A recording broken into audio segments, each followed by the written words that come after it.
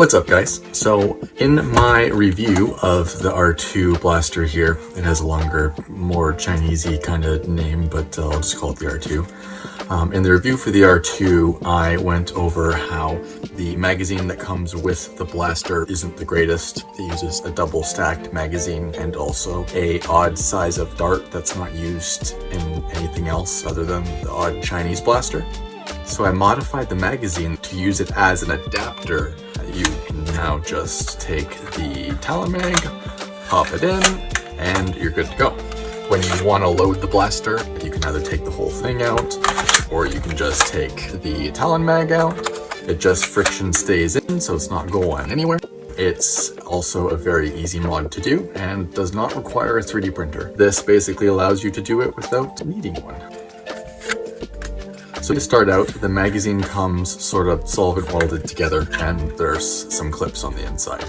To open this up, all I really needed to do was to flex the magazine on both sides a bit, and that broke the solvent weld. It's mostly, I think, solvent welded right here on the front of the magazine where that indent is. You can tell which is the front or the back based either on the diagram up here or the retention indent here or a hole is the back. And from the outside, it's unmodified aside from I cut a little bit off the bottom. I'll have a diagram that shows you where the cut's made, but basically I cut that little bit off the bottom, and then when I did, there was just a floor to the bottom of the magazine where that spring would rest. So once I cut the bottom off here, I just went along with some side cutters and cut along here. You can use a Dremel or you can use side cutters. You want to be careful because cheap plastic, it's brittle. If you just go with side cutters without kind of engraving the plastic first so that it wants to break along where it's thinner, where you scored it, it might crack into the blaster if you just start cutting with side cutters or some sort of nippers without making some sort of guide first. So I'd recommend a Dremel if you have one. If you do use side cutters, I'd recommend taking a file, or you can use an X-Acto knife, but you want to be very careful if you go that route. X-Acto knives can be very dangerous. If you're using an X-Acto knife, you want to be very careful. Only use it if you're confident. When you open up the magazine initially, what you will have inside is a spring and this plastic piece that pushes the darts up into the blaster. So you don't need either of these. You can take them out and set them aside. You'll see there are some little clips in here that line up to hold it together. Try not to break them, but if you do, it's not the end of the world. You can always glue or tape this when you're done. However, it'll just make it a little bit easier if you keep these guides on. The mod is pretty basic. I just added some spacers at the top and bottom so that it will hold the Talon mag centered when you slide it in. And then a really easy way to avoid having to have a mechanism that uses the indent on the Talon mag to clip in, I just used some craft foam, which you can get from craft stores, the dollar store. That has enough friction that it will hold the magazine in without needing any sort of like spring or mechanical retention. If you want to add a mechanical retention, like something spring-based that you want to rig up yourself, you can. Just the Talon mag does not line up with the retention spot on the original magazine. So you would have to cut this farther down to be able to access the indent on the Talon mag, just so you know. So you should have a diagram on your screen where I show you the dimensions of what you need for the spacers on here. This foam is really cheap to get. I recommend going that route. But really, you can use anything you want as spacers in here. The general principle is that you just want to hold this magazine forward at the front and as high as it goes, so it's resting against the retention of the original magazine up here. So it doesn't really matter what you use. This is just one way you can go about it, with the benefit of having the foam be able to grip this, so you don't need to have anything overly fancy. The only thing that you need to worry about with this is it is not flat in here. It does have a bunch of raised ridges. This is one size all the way across. This is a little bit thinner and then a little bit thicker where it drops down. Because I have this guy sitting on top of the ridges, so it's just one size, goes all the way across.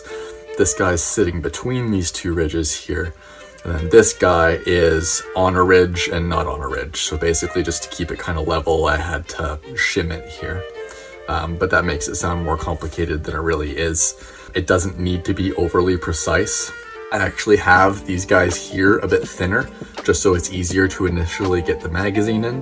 The upper spacer here is closer to the magazine's actual width. These are just to guide it in and to keep it somewhat center so that the pusher in the blaster can push the darts into the flywheels.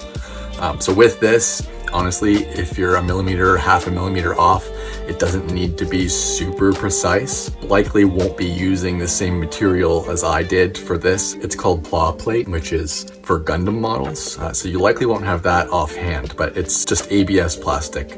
I layered it to figure out how thick it needed to be and then duplicated it on the other side, and it just holds the magazine centered when it goes up inside.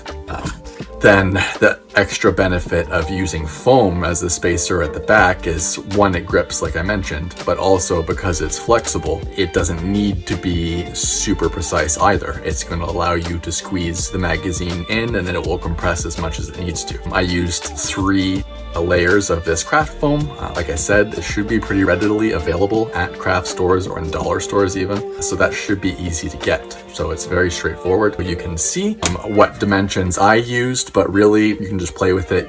For the spacers here, you can use whatever material you want. If you're a modder and have extra plastic from other blasters that you've gutted, if you just want to pick up some acrylic sheets from a hardware store or something, or if you have plastic lying around that you're going to throw out, it really doesn't matter. Just you need something in here that you can duplicate on both sides of the magazine. And you're finished. On mine, it actually stays together pretty well without having to have any glue or tape.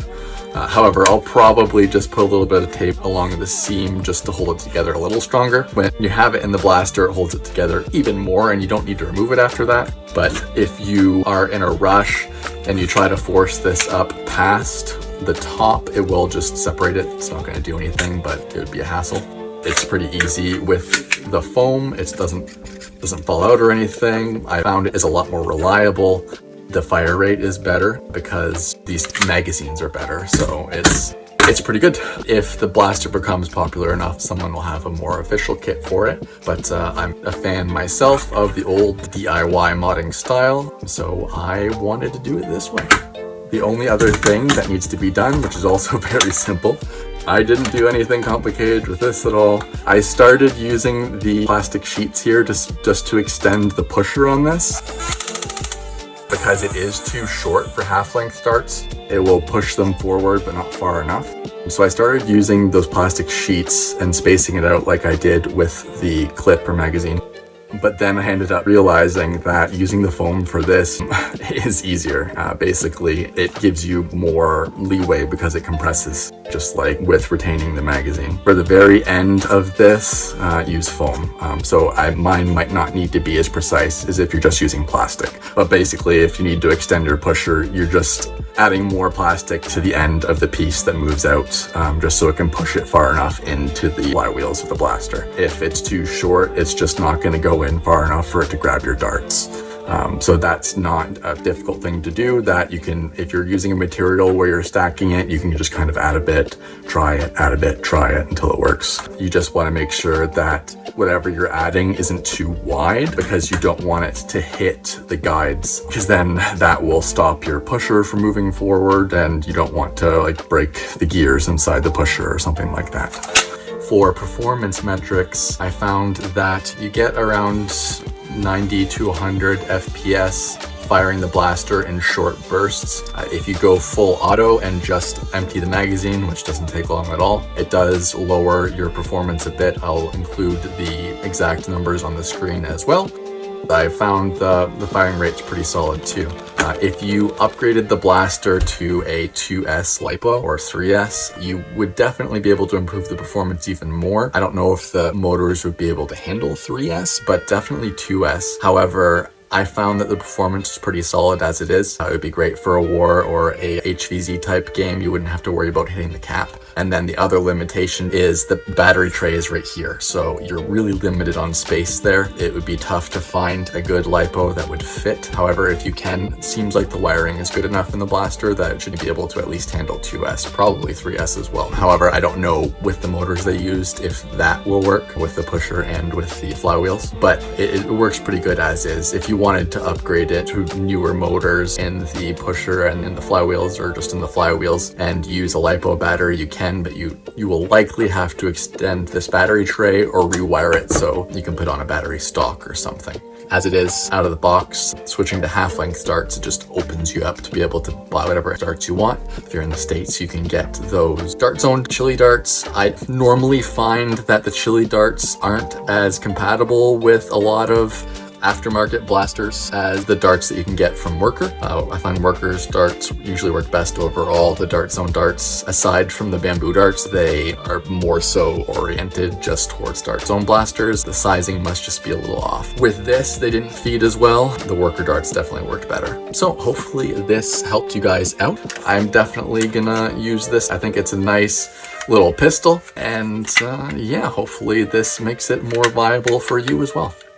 If you have any questions, just let me know in the comments below. I'll be posting more mods and funky stuff in the future, so subscribe and you'll see what's coming. Thanks.